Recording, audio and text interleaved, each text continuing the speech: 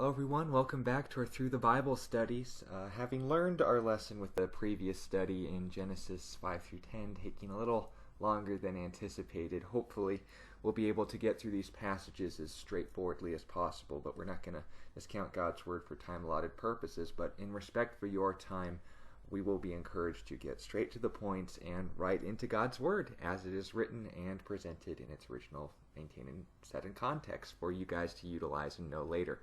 So, from where we left off, we would know that the descendants of Noah, Shem, Ham, and Japheth, his first three and primary sons, were the progenitors of the majority of world cultures that we would pull our lineage from today. I myself, being of European, specifically of Nordic descent, I would hold my lineage and genealogy back to Japheth. And for those of you who are of African descent, you would hold your lineage to Shem, or to Ham rather, and for those of you who are Asian, you would generally hold your lineage to Shem.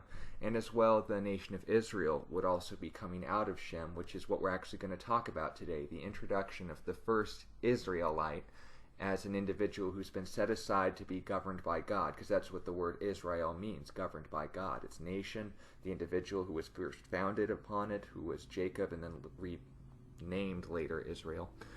And as well, the other individuals that would play a prominent role in establishing the environment in the world scene as far as under what circumstances Abraham would enter the world. So, starting, we know that Noah begot Shem, Ham, and Japheth from chapter 10, and he had a bunch of various kids. And we went into the sons of Japheth mostly in passing because they wouldn't be of primary and direct affecting of Israel for quite some time. However, the sons of Shem would be very important because it would be from them that the Messiah would directly interact with the world, Jesus Christ. He would eventually come through the lineage of Shem, who then would be the lineage of Abraham, who would then be the lineage of Isaac, who would then be the lineage of Jacob and Judah, and so on and so forth, to eventually lead back to Mary, which we will discuss when we get to Matthew chapter 1 and Luke chapter 3, including Jesus' genealogies and when all of these names and who begot who and begets and all this and so forth will actually become relevant. But when we get into like 1 Chronicles 1 through 9 and discuss Israeli history, there'll be other purposes and reasons for that as well. All in good time. But the world scene that was going on at this time, we're actually going to focus on the descendants of Ham, who we know based off of his grandson Canaan, as well as his other son Cush, had a lot of influences to not necessarily people we'd want to associate ourselves with, not referring to his African descendants, but more specifically the Arab ones, referring to the Assyrians, who would be a major and prominent enemy of Israel, as well as the Babylonians, and in particular the first world-ruling leader that would introduce a major sin into the world, prominently replacing the one that took over the world before the flood. Having the nature of sin kind of had its pants taken off from it, so to speak, it decided to take another venue without God having to directly intervene and confront as quickly, because he promised he wasn't going to flood the world again by a rainbow, and knowing in advance it wouldn't have to go that far, he instead, made a promise on the rainbow. But sin, in its approaches, has tried a different reality in separating man from God and trying to cancel out the efforts and effects of what God's ultimate plan was in bringing us back to a relationship with him. And noting this, as with Shem being noted again later in chapter 11 and Japheth being covered briefly, we're going to discuss the influences that one individual had on the world scene from the lineage of Ham. And ironically enough, it would only be 2 generations before the world was setting itself up for self-destruction again. So human nature is surprisingly consistent in that it's very self-destructive. We can take that wisdom from James Cameron in Terminator 2. But Genesis 11 and verse 1, now the whole earth had one language and one speech. And it came to pass, as they journeyed from the east, that they found a plain in the land of Shinar. This would be modern-day northern Saudi Arabia, Iraq, Iranish. And they dwelt there, and they said to one another, come, let us make bricks, and bake them thoroughly. And they had brick for stone, and they had asphalt for mortar. And they said, come, let us build ourselves a city, and a tower whose top is in the heavens. And let us make a name for ourselves, lest we be scattered abroad over the face of the whole earth. Now, the individual who orchestrated this event was Nimrod, who is mentioned in chapter 10 and verse 8. as being the son of Cush, who was then a direct son of Ham, and one of his firstborn sons at that. But this individual being the most prominent of Ham's sons, being the first world-ruling dictator, so to speak, introduced this idea of worshiping and serving a creation instead of the creator, because obviously we remember that Japheth and Shem paid respect to their father and had the common decency not to take advantage of the old man when he was hammered out on his grape juice. But also noting that the disrespect that Ham had carried over into his kids, we see that not in regarding the respect of his father, he also didn't have respect for the God of his father. And while Japheth did hold out for some time before passing into idolatry, and as well Shem being the godly lineage, so to speak, as was Seth beforehand, we actually get into a doctrinal pivotal point almost, into understanding just what was being expressed here. A lot of people like to present the Tower of Babel as being, well, for like we see, the natural understanding of the ancient world wasn't as Neanderthal as we give them credit for, though this was assumingly around 2700 BC, that, our old folks were a lot more sophisticated than we gave them credit for. They knew construction, they knew architecture, and as a united people front, God himself will acknowledge in verse 6 that there is nothing that will be limited to them. And a lot of people say that perhaps the advent and advance of technology was so rapid, along with the population boom that was happening at this time, that man was getting into and delving into a form of the occult that would actually open up a portal to a heavenly realm and reality. And naturally, because man can't exist in a conversation with our son, as opposed to the way that you'd want to have a conversation with me, it makes sense that in fallen sinful bodies that can decay and rot and are exposed to radiation with negative effects, if I saw the characters in Fallout 4 displayed correctly. We also see that there's another alternative to this, in that it was the introduction of idolatry as a whole, because we know that Babylon, the Tower of Babel, that this would later be called, was, for all intents and purposes, just like the Stonehenge and Zinintinich, being one of the Aztec and the North American ones, smaller examples of something greater that they wanted to accomplish, and that was what we would assume is what we'd call a ziggurat. And it was just essentially a pyramid that lined itself up with the zodiac. So the translation of its top being in the heavens doesn't mean it's so high it'd break the atmosphere and then people would be running up there like morons, suffocating from the lack of oxygen and atmosphere, or like in a scenario of Full Metal Alchemist opening a portal to create some sacred stone through the mass genocide of all these people. Whether it was or wasn't, I wouldn't hold those things against Satan. If he wanted to inspire someone like this, he'll be doing much worse later on in history, but only when God allows him to. And again, that will serve a purpose, and we'll discuss them when we get to those verses. But the point that's being made here is this introduction of idolatry was essentially man worshiping and serving the creature instead of the Creator, who is blessed forever. It was mentioned in Romans 1 that this is the foundation of what's ultimately set mankind apart from God, when they've prioritized things instead of the one who gave them to them. In fact, let me read it for you. For since the creation of the world, Romans 1 verse 20, his invisible attributes are clearly seen, being understood by the things that are made, even his eternal power and Godhead, so that they are without excuse. Because although they knew God, they did not glorify him as God. They didn't respect or identify his authority, nor were thankful. That's an important part. But became futile in their thoughts, and their foolish hearts were darkened, professing to be wise. We hear that a lot from people who don't acknowledge God's authority, don't we?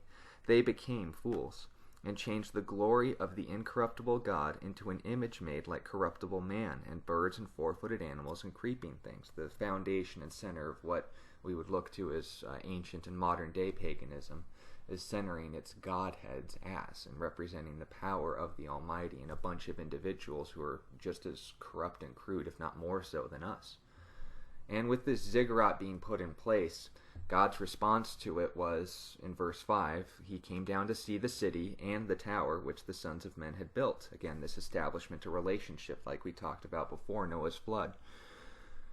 And the Lord said, indeed the people are one, and they have all one language, and this is the beginning of what they shall do. Now nothing that they propose to do will be withheld from them. Now, that's not always a good thing. If you always get what you want, you find out just how pathetic it really is, isn't it? They say the happiest time for any boat owner, to use an illustration and example, is the day that you buy the boat and the day that you sell it, because the moment you obtain it, it's just maintaining it and realizing that it wasn't worth the price tag, and in fact it becomes accumulatively more expensive than you ever intended it to, and you use it a lot less because now you have it and take it for granted, and essentially it's just getting the thing out of your life that you made so many sacrifices to bring into it. So the reason why God doesn't give you everything you ask for is not because he is trying to hold from you something good, but he wants to save your character as much as your capacity to handle it for something even better.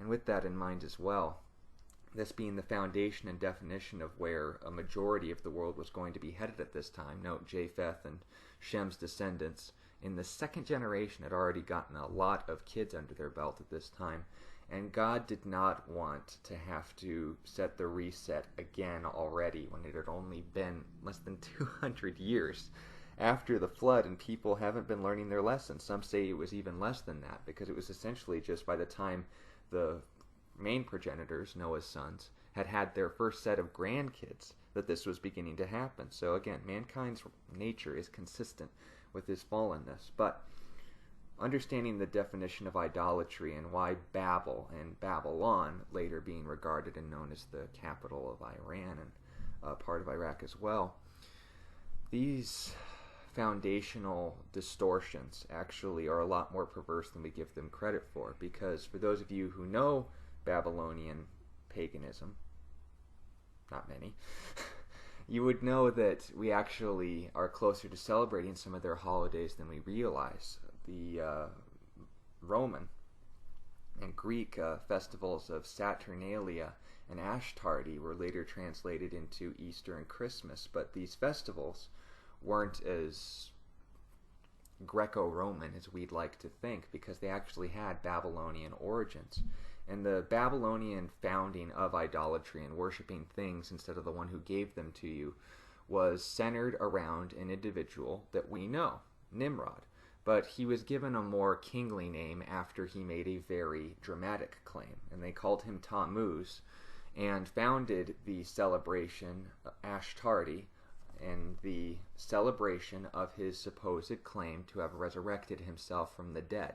He was a mighty hunter before the Lord, as we read in verse 9 of chapter 10, as well as in 10. And having a boar turn on him, no one was there, no one witnessed it. There's no historical proof of this, just like the rest of pagan mythology. But having claimed to have been gone for 3 days, and he said, "Oh, hey guys," this is my pagan voice, "Hey guys, I was killed by a boar back there, man. Why don't we all get drunk and do stuff to each other?" And what more better way to have an excuse to do the things that you love to do than that, right? And then, along with this time, his birthday being on the winter solstice, December 25th, they founded the festival of Saturnalia, centered around his mother, who they referred to as the Queen of Heaven, and her name was Semiramis. And this worship of Tammuz and Semiramis, who then, if you guys want to look this up, it was actually pretty sick. They have stories about Nimrod being her first virgin-born child, and then from there, her child marrying him so that they could then go off to have children that would then become demigods and princes of mighty nations and such. And with the foundations of these individuals, we see definite ties into a majority of Roman Catholicism has gotten itself caught up in, with the worship of Mary as the Queen of Heaven, and as well the distortion of people actually thinking that those modern ancient paintings of halos being around individuals are depictions of Jesus Christ, and they're not. Those are actually depictions and an idea that was introduced to Tammuz. It was a crown of light that was given to those that they claimed to have been deified. And again, settling for so much less than what the real picture would actually attempt to be, you understand that with Nimrod exposing himself to demonic influence in rejecting God, you naturally have to fill in that void somewhere, and Jesus said, when you don't have the Holy Spirit, the unholy one's more than happy to fill in the gap. And just like there's the spiritual trinity vying for your purity and a desire to give you a life that's not only going to enjoy God, but allow others to enjoy you, and the results of fellowship with God coming out of your life? Well, that even more so and more importantly, that as a result of all of these things, he ended up being the first illustration of an Antichrist. And I say "an" as in a small a, because the Antichrist won't come on the scene for much, much later. But being empowered and directed and inspired certainly by Satan, we can see that Nimrod's introduction to the world and his influences were obviously fraudulent in saying, don't look at God, look at me. Don't look at what God has created, look at the creation. Smell the rose and say, that's God, instead of saying, thank you, God, for this beautiful work of art. And so many people end up just facing the epitome of foolishness when they darken their hearts and understanding, as Paul said in Romans, to absolutely rejecting outright a relationship with God because they have centered and fixated themselves so much on so little. And by settling for so much little, it's like Charles Staples Lewis said in his illustration, a child who cries when they find out that they have to go to Disneyland because they're too busy making mud pies at the curb and they're having too much fun settling for dirt and something that will never last. But again, bringing this all back into mind, understand that God's intervention was not only to spare mankind from turning into the rabid dog it once was and centering and founding itself culturally on murder. This would be essentially the number one thing that we would be fighting in this introduction between our relationship with God and even the foundation of what Israel would be wrestling between God and themselves against, with the influences of the world, our own inward fallen flesh, and overall the influences of Satan and his demons. But also knowing and recognizing that these things are certainly worth learning from not too glorious beginnings. But the building of these ziggurats and the foundation of idolatry being what it was, and settling for less than God and making that the position of God in your life, the reason you get up in the morning, the thing you hope for to make your life have meaning, so on and so forth. It all comes back to God's intervention in saying that when he said in verse 7, "Come, let us," referring to the three persons in the triune nature of God, "go down there and confuse their language, that they may not understand one another's speech." So the Lord scattered them abroad from there over the face of all the earth, and they ceased building the city. Therefore its name is called Babel, referring to inanimate and intangible and undiscernible noise, because there the Lord confused the language of all the earth. And from there the Lord scattered them abroad over the face of all the earth. This was God's plan, to spread out the genome so that the risk of clustering up individuals over longer periods of time wouldn't result in the natural health causes and hazards of inbreeding, incest, and so on and so forth, the things that were going to be encouraged. But also understanding that the reason why we have to take foreign language classes now is Nimrod's fault. Naturally, this rebellion of God and the dishonor that Ham's legacy left as far as the black mark on the things of the world, we understand that this was the world scene going on at the time because Abraham actually lived in Ur, which was a province of Babylon and one of the offshooting smaller cities. So noting that, naturally, the things that God wouldn't want for us, settling for less than him, making our ultimate satisfaction in things that don't satisfy, and ultimately going down to establishing a greater value than the thing that is actually going to be worth when you cash it in on the last day and you find out, oh, my purse and handbag, or my car, or my video game collection, or my relationships are only as temporary and finite as I am, and you have to stand before an eternal God with essentially the reality sinking in of what he's been trying to tell you this whole time. We see the transition then from how those who rebelled against God naturally made him want to act through them in negative ways. We also see that in verse 10 we get into the genealogy of Shem and how God can work through people who present themselves as living sacrifices, who present themselves as available and aren't constantly being drawn back into our base nature of animalistic desire and actually like human beings with self-control, with a sense of respect and maturity and honor and regard for a God who's actually chosen to interact with us, because Shem was the one who'd be used by God more than any other. Now this is the genealogy of Shem. He was 100 years old, begot Arixphad after 2 years of the flood. It's a short amount of time. And after he begot Arixphad, Shem lived 500 years and begot sons and daughters.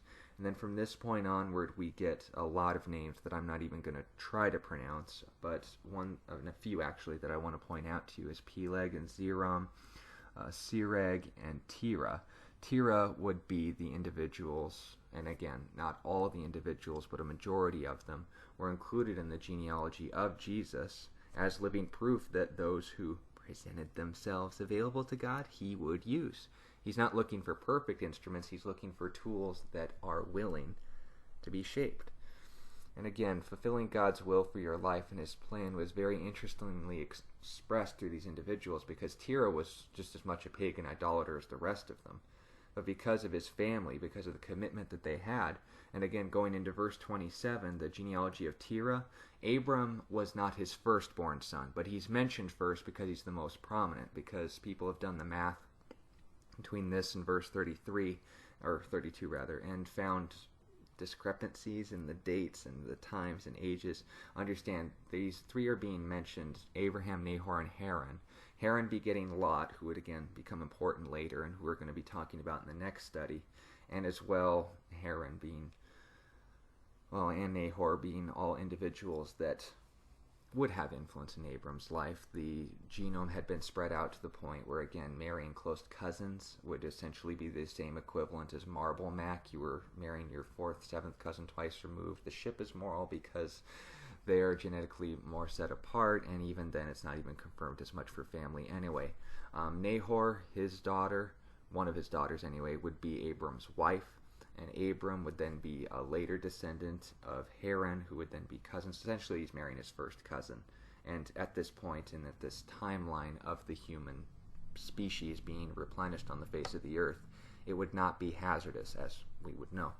But when it's established again morally in the book of Exodus and Leviticus, where these parameters are given as far as what's the fine line between the relationships that you should have and where you are passing into not only unhealthy but disrespectful towards the way God set up relationships in the first place, all of these things are being pointed out to us so that we can know where our origins came from, and especially to the regard of the people of Israel, who will be directly addressed and coming from Abram. So again, Terah took his son Abram and his grandson Lot, the son of Haran, and his daughter-in-law Sarai. Sarai would later be renamed Sarah. Sorry if I trip over it. Abram, again, was renamed Abraham on a later date, which we'll talk about in the next study. But he went out from Ur of the Chaldeans to go to the land of Canaan, which would be modern-day Israel. And again, we're talking about the territory and geography, not the individual, the grandson of Ham. Anyway, so the days of Terah were 205 years, and Terah died in Haran. Now, this region would be essentially on Abram's way out, and we'll go into more detail about the circumstances that surrounded Abram actually losing his father and family, because they were, well, for all intents and purposes, too into their idols to follow one God in particular. But when Abram was actually reached out to by God, that was the most significant part, because a lot of people were interacting with God at this time. Everyone on the planet will have an interaction with God at one time or another in their life, but it's what they do with it that separates the men from the boys, the saints from the sinners, in the most literal way to express it as possible. Because when we get to chapter 12, we understand that this emphasis of Shem's kids comes to an end. We aren't given the rest of the genealogy, and if the whole world is being populated at this time, where did the other names of kids go? Understand, this isn't mankind's story. The genealogy stops at Abraham and we go into his story, because the Bible isn't man's story, it's God's, and his interactions with man. In particular, and the most prominent, was through the coming of him in flesh, stepping into his creation in the person of Jesus Christ. And with this in mind, Abram would be brought into the most center and focus, because it would be from his genealogy that the Jewish people would enter in the world, and it would be from that chosen people they would be given a special role to fulfill God's purposes in their lives to bring in the Messiah. No, we all have a role to play. God wants us to utilize our gifts and talents that he himself has given us, and to use them for his glory. and to fulfill his plan and be a blessing to not only ourselves but to him and the rest of the world around us. But our willingness is actually implied, because Ham and all of his descendants defaultly rejected God because of the mistakes of their forefathers and the examples that their elders set. Shem caught up in the world but was still presenting himself willing and available. Japheth, again, the same story. God would have room to work, but only where he had room, where he was given room. He's a gentleman. He could certainly force his way in, but he chooses not to. And that's where we get the next verse and its majority of significance as to still applying to this world today. Now the Lord had said to Abram, verse 12, or chapter 12 and verse 1, "Get out of your country, from your family, and from your father's house, to a land that I will show you. I will make you a great nation. I will bless you and make your name great, and you shall be a blessing. I will bless those who bless you, and I will curse him who curses you, and in you all the families of the earth shall be blessed." Now note this, in you implication and spiritual blessing would be the one that would one day come from his seed, from his lineage, from his children. All the nations of the earth would be blessed through the one that would come through the Jewish nation. But their promises and their spiritual inheritance and blessing are not just the kids of Abraham, but those specially anointed by God to fulfill his purpose. Because Abram would have other kids. We're going to read about that in the next study. But in this study, God's introduction to Abraham is so significant because he was no more than your average Joe. But when God called for him, he responded. It says, "So Abram departed as the Lord had spoken to him, and Lot went with him." So some of his family tagged along. Now, there would be veritable consequences to this, but in the long term, one saved soul is more than worth the trouble in God's book. And Abram was 75 years old when he departed from Haran. So note, not when he left Ur, but when his father finally died, he was 75 years old. So it took a while for him to actually get his engine going as far as him getting committed in his life to God. But God used him. When he departed from Haran, then Abram took Sarai his wife, and Lot his brother's son, and all their possessions, so his nephew. And they had gathered, and the people whom they had acquired in Haran. So military escorts, a good idea in the Middle East. And they departed to go to the land of Canaan. So they came to the land of Canaan. Abram passed through the land to the place of Shechem, which would essentially be on the eastern side of the Jordan River, outside of the region where we'd know modern-day Israel is. So he hadn't entered the promised land yet, but he was getting close. And knowing all of these things is very significant indeed. I want you to store them away so that you can hold on them later when these things are actually fulfilled and the reason why they're told to us. Because even these names and these lists that I've skipped over, the ones that I've told you, are important and significant because they would play later roles in the lives of the children of Israel, which we'll come back to when we reach those times and moments. But in verse 6, Abram passed through the land of Shechem and as far as the terebinth tree of Moreh, and the Canaanites were then in the land. So the reason why he was probably keeping his distance, but also in regards to the fact that where he was traveling was a place where he could support himself for a while. Then the Lord appeared to Abram and said, "To your descendants I will give this land." Now note, future tense. God's calling out his shots before he's even selected in the draft. And with all of these things being an important thing to remember, it was Abraham's acceptance of God's promises that it actually made the difference. Because it says in Romans chapter 4 and verse 3 that it was, well, what does the scripture say? Abraham believed God and it was counted to him for righteousness, which we'll be quoting a later passage that we're going to be reading. But noting that our right relationship with God is too important to miss out on, it's also a lot easier to receive than we give it credit for. Because if I'm going to commit my life to God, a lot of people think that there's implied sacrifices, but also implied perfection in the way that I do this. And Abram is already getting kind of sloppy Joe in the process, in already off the opening pitch. But noting that God doesn't use perfect people, he uses forgiven people, we need to remember that God is not looking for, essentially, saints. He's looking for available people. He'll clean the fish after he's caught them, as Levi Lusko would put it. Now, we're going to see, an example that proves that even though Abraham had made this major leap of faith in regards to him leaving his home, once his father had died, taking his family, his possessions, his nephew, his wife, everything that he had to his name, all of his servants and those that they had acquired along the way, probably referring to his servants and slaves. These would play a very important role in the future because not only was Abraham's character unstable at best, but in regards to this, the Bible continues to reiterate and hammer in the point that Abram was a friend of God. Abraham was a man that God could use because he had faith. And yet in verse 10, we're going to read that as he journeyed into the south, past Ai and the west on Bethel, which is basically along the edge of the Jordan River. We'll read more about these regions and why they're mentioned in the book of Joshua when they'd be founded as cities of refuge and as well major places of opposition for the Israelite army. Abram journeyed toward the south, and again this would be in modern-day Egypt, which was actually being founded already as a culture and a world-ruling empire at this time. Now, there was a famine in the land, and Abram went down to Egypt to dwell there. Not the first time this would happen, mind you. #Joseph. And it came to pass when he was close to entering Egypt that he said to Sarai his wife, "Indeed I know that you are a woman of beautiful countenance." That's a nice thing for a husband to say to his wife. "Therefore it will happen when the Egyptians see you that they will say, 'This is his wife,' and they will kill me. But they will let you live, even though you probably won't want to.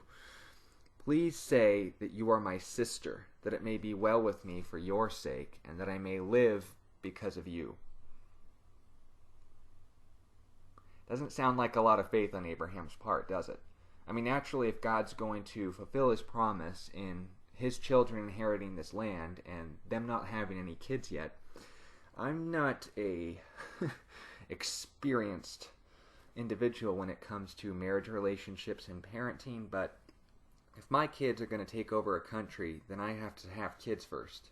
And if I die because God was negligent to remember this tiny detail that there would be a famine in the land in the future, even though he can pick out where my lands with kids, you understand the point that Abraham is just outright doubting God? And yet the Bible refers to Abraham as a man of faith, and that's for all intents and purposes, the most significant part of this entire thing. Because noting all of the things that would be leading up to these events and times and places and individuals being mentioned, Abraham still screwed up, and we can know that the Bible is not only true because it presents itself in the most historically accurate manner possible, but also in the most honest contextually and individually as possible. Because if this was just a religious document, they try and hype up their leaders as much as they could, right?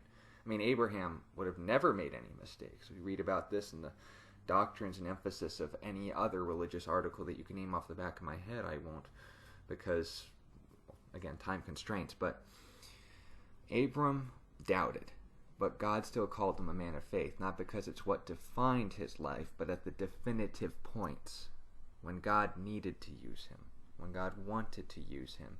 Abraham's heart was willing and available. Didn't mean he wasn't still a sinner. He grew up an idolater, but he chose to follow the one true God. He dragged his feet until his father died, but even up until that point, he still put his final hope and trust in God. And you need to understand, Christian, just because you sin does not mean that God is through with you.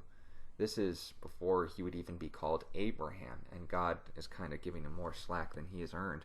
Verse 14, "So it was when Abram came into Egypt that the Egyptians saw the woman, and that she was very beautiful. The princes of Pharaoh also saw her and commended her to Pharaoh, saying, 'Check out this girl, king.' And he saw her and commended her. And the woman was taken to Pharaoh's house. He treated Abram well for her sake. He had sheep, oxen, male donkeys, male and female servants, female donkeys, and camels." So essentially, Pharaoh says, like, "Hey, you let me add your sister to my harem, I'll take care of you, man." So Abram's like, "Okay, just remember our deal." And well, I'll just read it. Verse 17, the Lord plagued Pharaoh and his house with great plagues because of Sarai, Abram's wife. And whether he knew the origins of these or not, he put two and two together as far as the chronological order as to when these bad events started happening, and called Abram and said, "What is this you have done to me? Why did you not tell me that she was your wife? Why did you say she is my sister? I might have taken her as my wife. Now therefore, here is your wife, take her and go your way." So Pharaoh commanded his men concerning him that they sent him away with his wife and all that they had. And again, this would actually be a repeat offense that he would commit in later chapters, which again we'll get to when we get to the next study and the next following 5 verses. But this is a man of faith, and he doesn't trust God to not only make sure that he isn't killed over a squabble because some other guy wants to play Mr. Steal Your Girl, but instead gives up Sarai to Pharaoh, and fortunately, before the deed was done, and somewhat interfering with God's plans from Abram's kids, not Pharaoh's kids, to Abram's wife, these things would be fulfilled. But God intervened in very amusing ways. As far as what the plagues were, I'm fairly certain Pharaoh noticed immediately. And I'll leave to your imagination what those might have been. But in chapter 13, we see more of an assessment of character on Lot and Abram's parts as far as what they were going to do when they followed up from a major slip-up, because it's not necessarily how you run the race, it's how you finish it. And most of all, it's not necessarily whether you ran in the race or all, it's who's sponsoring you as to what you take away from it, right? So chapter 13, "Then Abram went up from Egypt, he and his wife, and all that he had, and Lot with him, to the south. Abram was very rich in livestock, in silver and in gold, and he went on his journey from the south and as far as Bethel, to the place where his tent had been at the beginning, between Bethel and Ai." So again, famine's over, he's back up between the Jordan River and the border of Canaan, which would one day be the home of his kids. So essentially he's observing what God would one day promise to him. "And there he made an altar, and there at first, where he built an altar to the Lord in the previous chapter, and there Abraham called on the name of the Lord." So this is good. Abraham still knows that God's taking care of him. "Lot also, who went with Abram, had flocks and herds and tents. Now the land was not able to support them, that they might dwell together, for their possessions were so great that they could not dwell together. And there was strife between the herdsmen of Abraham's livestock and the herdsmen of Lot's livestock. The Canaanites and the Perizzites then dwelt in the land." So essentially, it was constant contention between Lot's hired hands and employees and Abraham's employees, and saying, like, "This sheep was on our side of the fence," and saying, "You're the one who said it. Why don't I know that you're the one who did this fair thing?" And Abram said to Lot, "Please let there be no strife between you and me, and between my herdsmen and your herdsmen, for we are brethren. Is not the whole land before you? Please separate from me. If you take the left, I will go right. If you go to the right, I will go left." So Lot lifted his eyes, emphasis on that, and saw all the plain of Jordan, that it was well watered everywhere before the Lord destroyed Sodom and Gomorrah, like the garden of the Lord, so very green, and like the land of Egypt as you go towards Zoar, so not the Egyptian and Arabian desert, but more the lush areas near the Nile. Then Lot chose for himself all the plain of Jordan, and Lot journeyed east, and they separated from each other. Abraham dwelt in the land of Canaan, and Lot dwelt in the cities of the plain, and pitched his tent even as far as Sodom. But the men of Sodom were exceedingly wicked and sinful against the Lord. So in this we get an overall assessment and overview of what Lot's character was like and his resources, because while Abraham, having gone through a very interesting ordeal with his wife almost being taken in by another man to save his own skin by doubting God's ability and capacity to defend him from a jealous guy who wants to take advantage of your girl, he then gets his act together and says, "You know what, God, I'm sorry, I doubted you, let's figure this out." And God actually uses this modem of conflict to actually call him into a closer fellowship and dependence on God, because note, Abraham would be blessed. That was told in verbatim by God to Abram.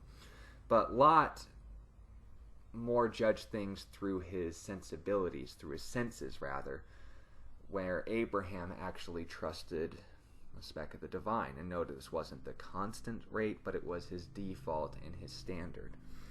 And when Abram had essentially just made this deal of saying, look, Lot, our employees aren't getting along. We have to set some sort of boundary or barrier between us. So tell you what, you go this way, I'll go the other way.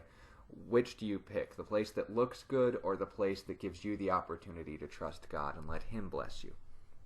So Lot, judging by his eyes, said, I'll go to the place that looks good, but also understanding that just because there is an appeal to these things, that it seems like he'd be riding on easy street, that there were corrupt people there.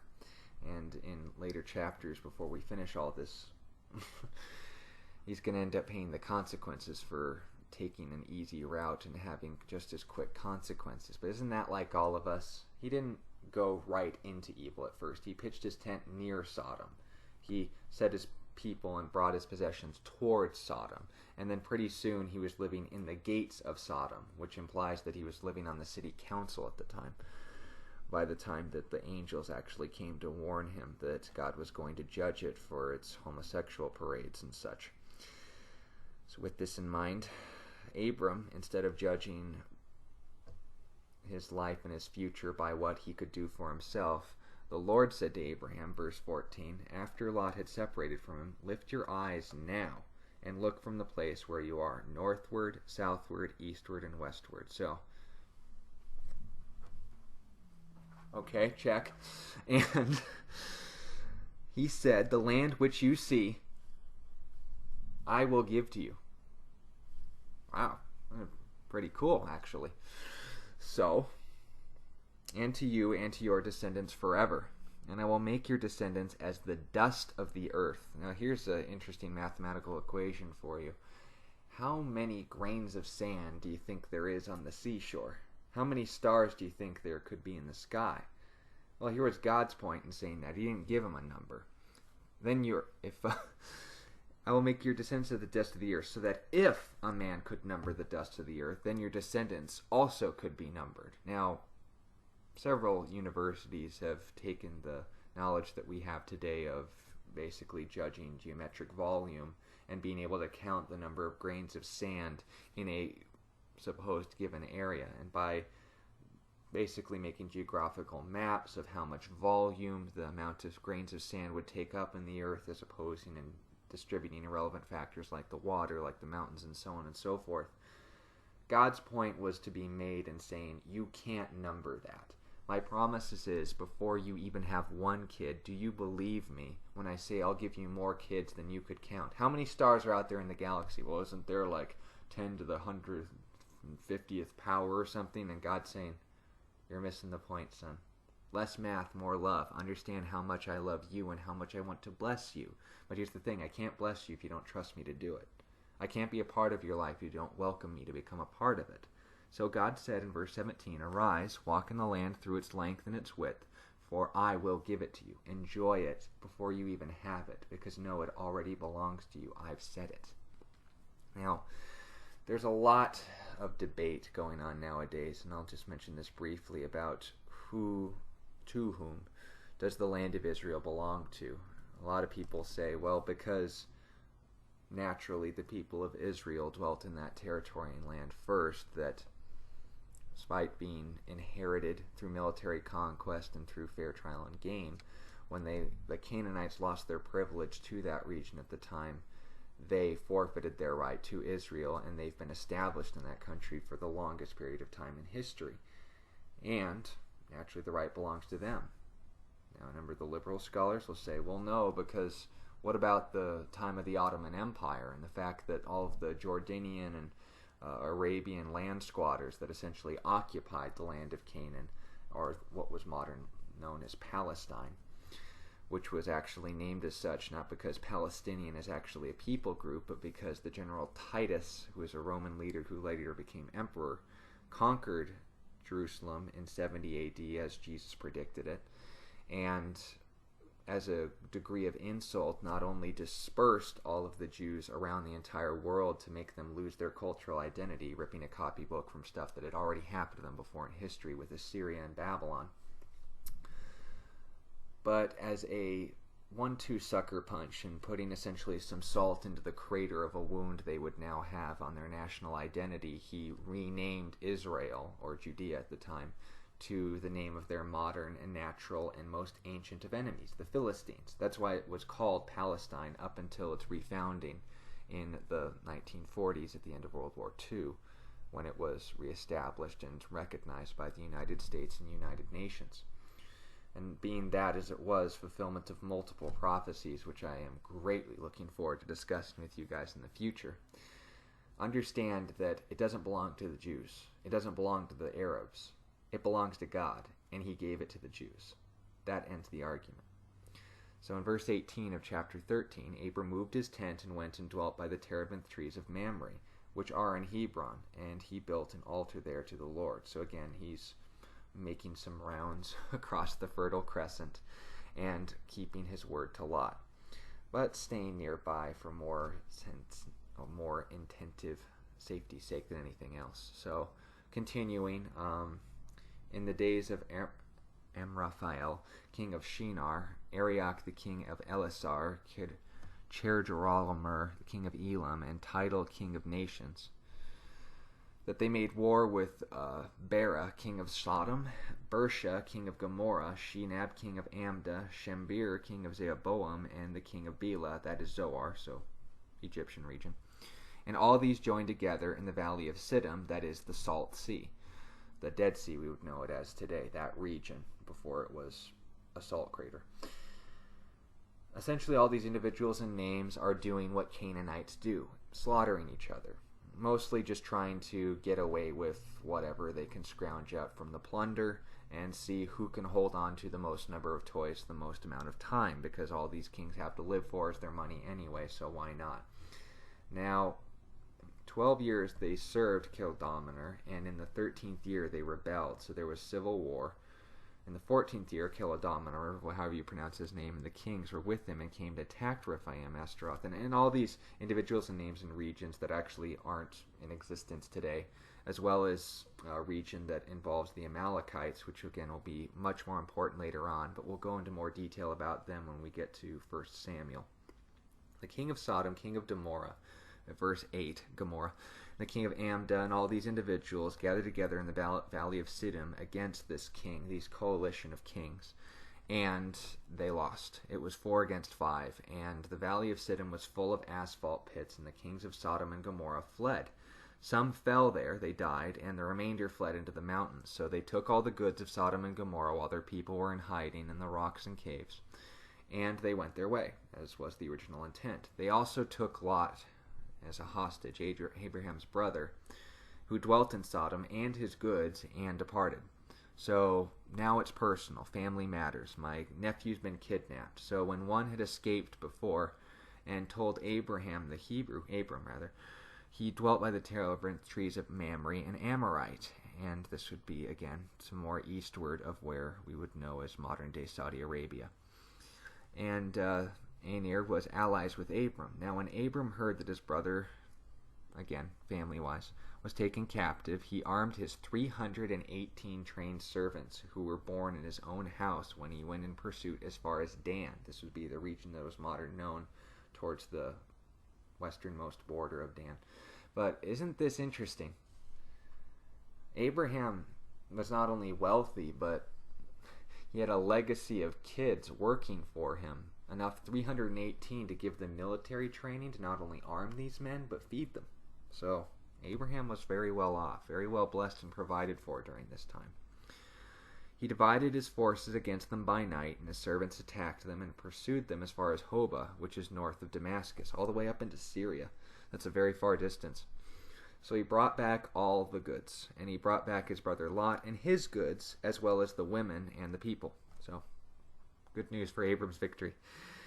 And the king of Sodom went out to meet him in the valley of Sheva, that is the king's valley, after his return from the defeat of Chedorlaomer and the kings who were with him. So they would be near where we would know as modern-day Jerusalem. And there he meets a very interesting individual. Verse 18. Then Melchizedek, king of Salem, brought out bread and wine. He was the priest of God Most High. Now, Salem means, well, again, we will go into that in later dates. He blessed him and said, Blessed be Abram of God Most High, possessor of heaven and earth, and blessed be God Most High, who has delivered your enemies into your hand. Now he gave him a tithe of all. And tithe, literally translated, just means a tenth. He dedicated to this priest, Melchizedek, who was a living example of someone who, other than Abraham, also knew and worshipped and recognized the true and living God. There were other good people who were worshiping and honoring God during this time. Don't forget that. But a lot of people actually associate this in that Melchizedek is a very interesting person in the Bible, because he's only mentioned 3 times. And the intervals between these 3 mentions of Melchizedek's name are actually at 1,000-year intervals. 1,000 again. 2000 BC would be the amount of time period when we record this. 1000 BC during the time of David, and also around say-ish, what was it? It was in the book of Hebrews, so that'd be around 60 or so AD, probably sooner. And in the association of these times, these almost precise 1,000-year intervals, which for all intents and purposes may have been deliberate, give Melchizedek as an example of a theophany. And that word is basically a big seminary way of saying that it was a pre-incarnate appearance of Jesus Christ on the earth, which again we are going to be seeing plenty of throughout the book of Genesis, Exodus, Joshua, and many others.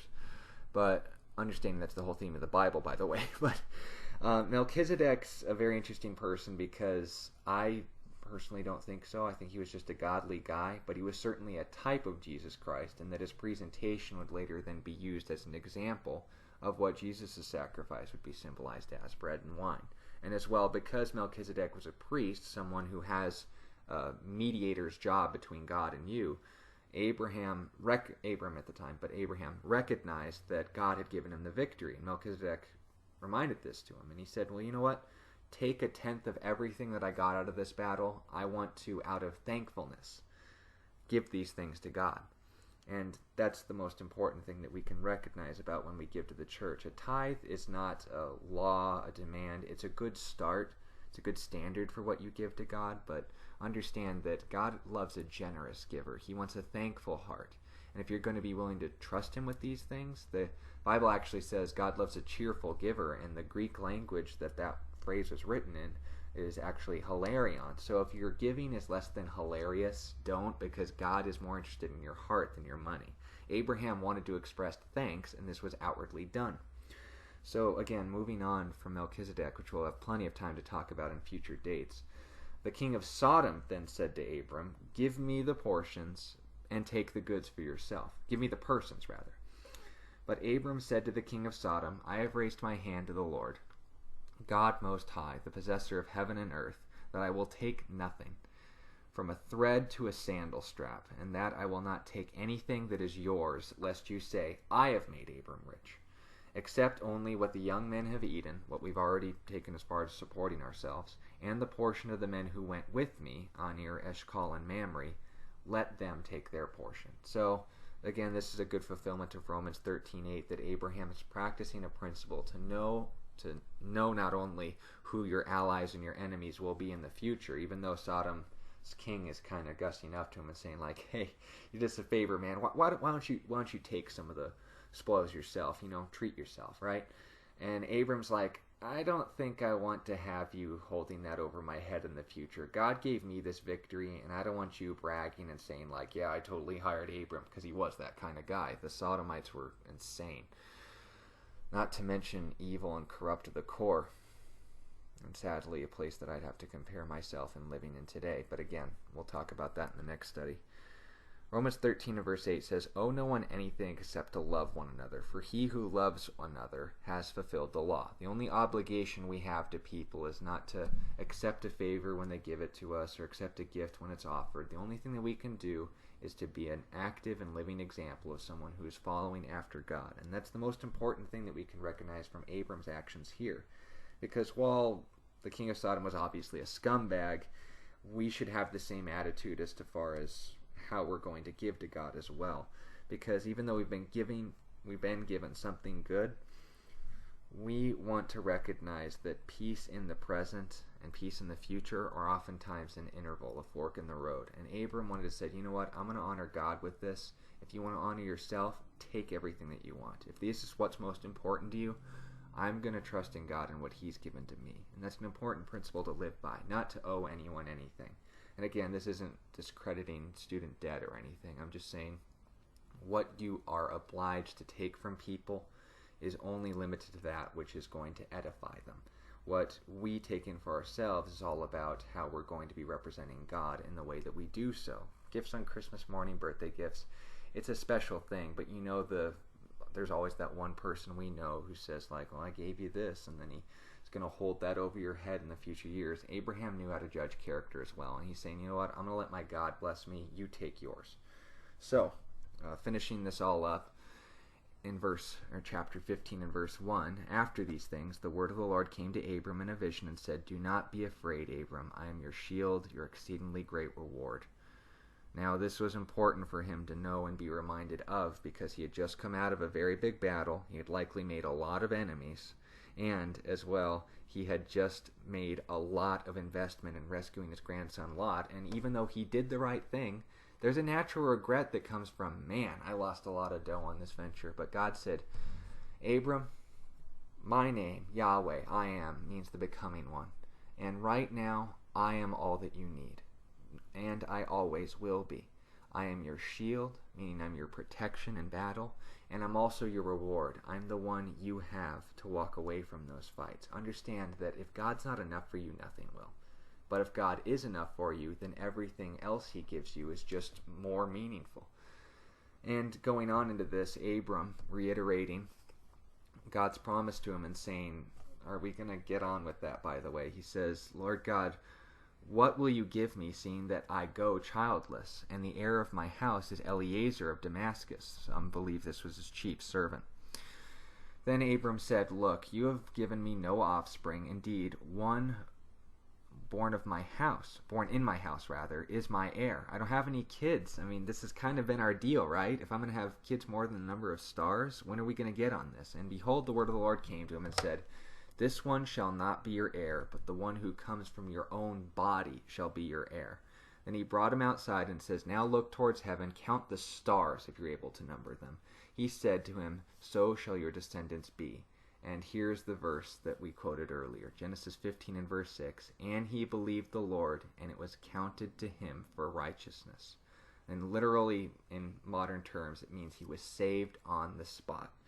And finishing this whole thing about God actually mentioning prophecies concerning Canaan, that it would be another 700 years, I believe. The fourth generation will not pass before the iniquity of the Amorites is not yet complete, that he'll be buried at an old age. He will go out with great possessions, and that even though beyond all of these things that Abraham would have a lot to look forward to and a lot to trust God on, that we actually get a fine example of not only God's ability to see into the future, but also of a very important event in the future as well, and that was the salvation that would come to him, because he offers a sacrifice to God, which was the custom for most pagan people in those days, and God humored him. He gave him a 3-year-old ram, a turtle dove, and a young pigeon, and a 3-year-old heifer, a young cow, and a 3-year-old female goat. He cut them down the middle, placed each this opposite side of the other, so there's essentially this trail of blood, and he shooed away the vultures for a time, trusting that God would accept them in time. Then when he eventually passed out, God came, and in the form of a fire, it said in verse 17, it came to pass when the sun went down and it was dark, behold, there appeared a smoking oven and a burning torch that passed between those pieces.